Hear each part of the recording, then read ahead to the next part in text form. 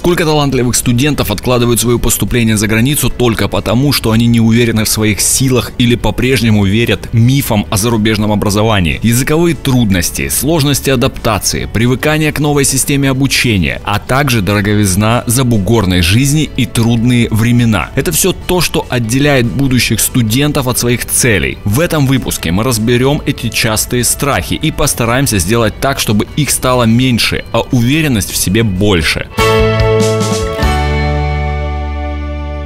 Незнание языка – это самая распространенная проблема, из-за которой многие молодые люди и девушки отказываются от зарубежного образования, будучи уверенными в том, что они не смогут достичь того уровня языка, который им необходим для обучения и жизни за границей. Да, конечно, знание языка необходимо для учебы и жизни, но скудные знания – это еще не катастрофа. Во-первых, если вы рассматриваете обучение в стране, в которой официальным языком является не английский, это еще не значит, что вам обязательно придется учить язык выбранной страны. Во многих учебных заведениях существуют программы и на английском, поэтому иногда достаточно знать только его. Во-вторых, если вы рассматриваете обучение на языке страны обучения, но опасаетесь, что пока недостаточно его знаете, вам могут предоставить возможность ходить бесплатно на языковые курсы при университете. В-третьих, наверняка хотя бы какое-то время вы изучали английский в школе, на курсах с репетитором, а потому нельзя утверждать, что вы совсем профан.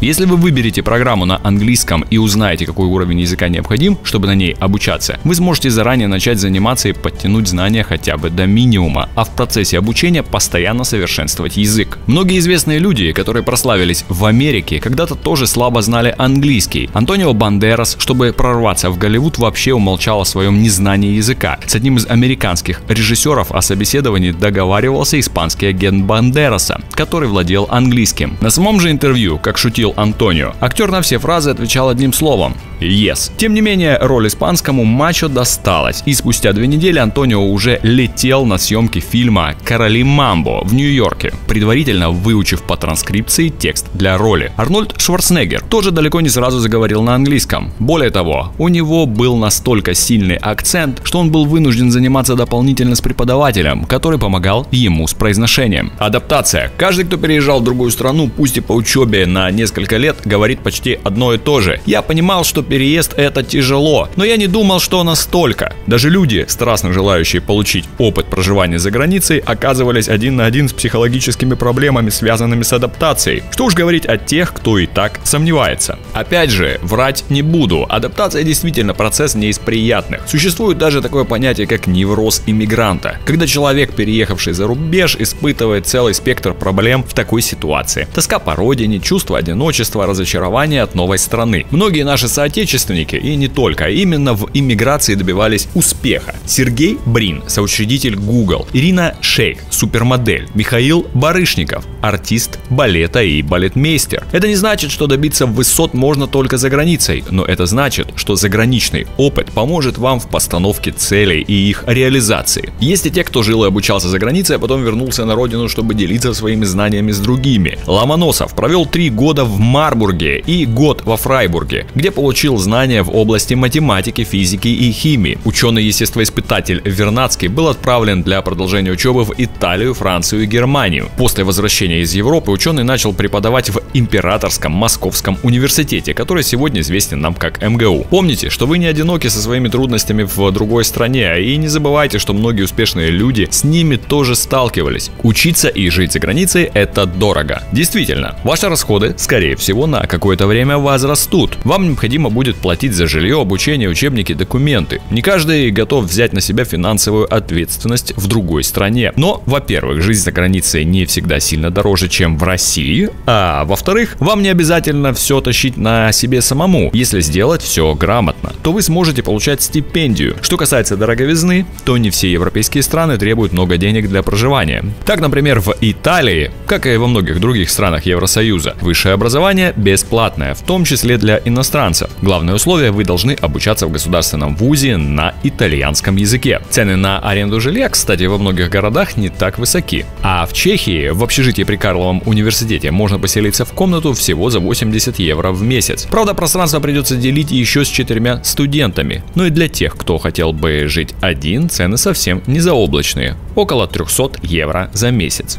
Конечно, кто-то может сказать, что это в несколько раз дороже, чем комнаты в наших общежитиях. Но и общежития в Европе выглядят совсем иначе. Еда, кстати, в чешских студенческих столовых тоже очень недорогая. В среднем у студентов Чехии уходит на еду 150 евро в месяц. В основном студенты питаются в студенческих столовых, где можно взять полноценный обед за 5 евро. Италия помогает зарубежным студентам не только финансово, но и с питанием. В Италии обладатели стипендий могут брать обед в столовой всего за 1 евро. Также некоторые вузы выдают специальные талоны, которые можно обменять на обеды и в кафе, но о стипендии чуть позже. С учетом трат на жилье и еду, а также добавив транспорт и развлечения, мы можем видеть, что среднестатистический студент в Чехии тратит около 600 евро в месяц. И это еще мы не коснулись стипендий. Если вы будете ее получать, то сможете покрыть расходы на проживание и частично на питание. Какие-то страны предоставляют место в общежитии или покрывают расходы на аренду комнаты и дополнительно выплачивают от 2000 евро за год. Причем совсем не обязательно быть гением, чтобы получать стипендию. В Европе и Америке существуют разные ее виды. В европейских странах чаще всего студентам выплачивают помощь на основании финансового положения в семье. А в Америке есть также стипендии для спортсменов. Если вы рассматриваете вариант обучения за рубежом, но опасаетесь, что не сможете разобраться с подачей документов на стипендию или в целом в университет, вы всегда можете обратиться к нашим сотрудникам SMAPS Education, которые помогут вам выбрать программу и подготовить пакет документов. Заходите на сайт www.smaps.ru и задавайте вопросы онлайн-консультантам. Также не забывайте, что у нас есть второй канал о путешествиях. Просто бейте в YouTube Егор Еремеев. Там вы узнаете больше о странах и городах, куда можно поехать на учебу. И пока мы не продолжили, не забудьте поставить этому видео лайк и обязательно подписывайтесь на канал, если еще не сделали этого, чтобы впереди смотреть новые полезные ролики. Следующая проблема, которая мешает уехать за границу, это страх не справиться с нагрузкой. Другой язык, непривычная система обучения, иные требования – все это заставляет потенциальных студентов откладывать обучение на потом или вовсе отказываться от него. Согласимся, что обучение в другой стране всегда труднее, чем на родине, как минимум из-за языкового барьера, который может возникнуть даже у тех, кто отлично владеет языком. Но другая система обучения должна стать для вас не врагом, а другом. И это возможно, ведь европейские и американские вузы предлагают своим студентам самим строить свой график занятий, благодаря чему вы сможете